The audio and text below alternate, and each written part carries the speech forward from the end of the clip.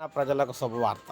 కొత్తగా ఆసరా పెన్షన్లు పంపిణీ. పింఛన్లో కేంద్ర వాటా పెరగటం లేదు కానీ రాష్ట్ర ప్రభుత్వం మాత్రం కొత్త పెన్షన్లు ఇస్తుంది.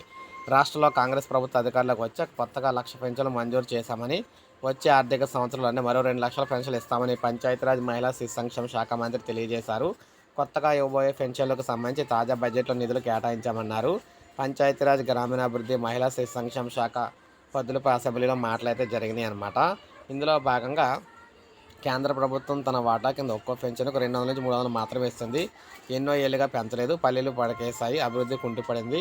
సో మనం మాత్రం పెన్షన్ అయితే డబ్బులు పెంచే ఇస్తున్నాం అని చెప్పేసి అన్నారు.